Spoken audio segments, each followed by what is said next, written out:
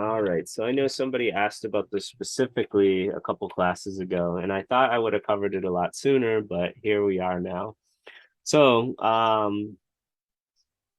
the diagonal jump, which that's what it's named in the book, I always thought of it as the elephant's eye or the elephant jump, but I'm gonna call it, both of them. So the elephant jump or the diagonal jump, this move can be used both for attacking and escaping. When used for attacking, it is to make the stones heavy and lack eye shape. For escaping, it's very fast and flexible. So let's take a look at how this attack works. We do give black a way to separate us, which is a very weird concept, I think. In the basics of Go, we don't want to get separated. So that's why this Tetsuji or shape move, I think, is very hard for a lot of players because you're purposely allowing black to split you apart. The idea is that if you're safe on this side and safe on this side and you don't need to be connected, then this is usually a good idea. So let's take a look.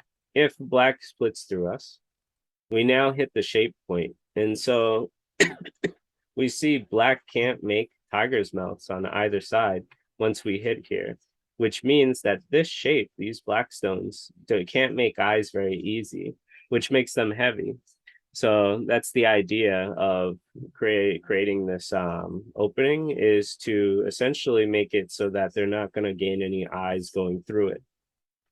Black pushes and white doesn't need to defend here. And so white comes onto this side. Now with this knight's move, we'll see that we're projecting influence this way, and black still hasn't made any eyes yet. Black jumps, white projects its territory it's making. Black tries to make an eye on the bottom, and white says no. So we look at this example. Black has made 0 eyes and is just running away, while white is potentially making points on both sides of the fence here. And so this is a really good attack to keep black heavy. Um, I don't have to read this. I think I said it without looking, so that's good. Let's see another example. So this example is really good. It's kind of a very definitive way to attack a two-space space. I've seen plenty of options where black plays one of these to get a bigger moyo, or under here to undercut white. But I don't really see this one too often. I have used it myself actually once or twice. But this gives you definitely an idea of when you can use the elephant's eye very successfully.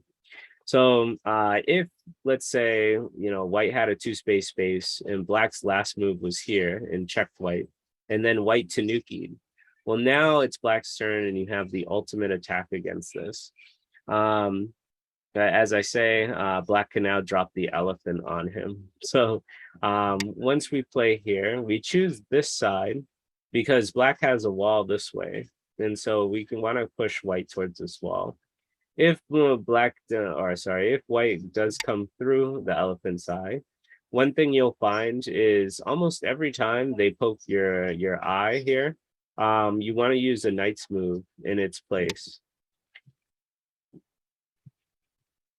Because the knight's move, well, we'll see how it works. But essentially, white only has one place to kind of go, right? This would be silly.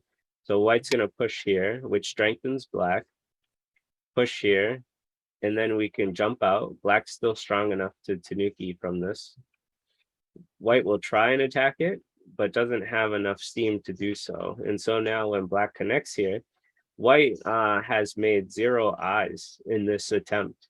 And black has made lots of influence, lots of stones that are going to influence the rest of the board and territory. And so just like the other example, we see that pushing through the eye gains really no points or anything and helped black on both sides of the fight. So this is really nice for black. So the correct move is not to push through the eye, which a lot of people will do, right? Because as I said, our instincts as Go players is to separate our opponent. But this is incorrect because as we saw, we didn't make any eyes or anything.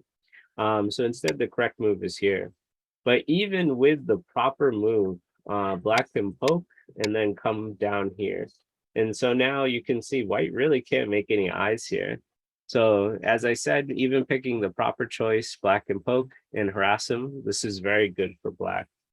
So if your opponent's ever Tanuki when you do a checking extension here, when black plays here to hit these stones, know that you can drop an elephant on them. It's very good.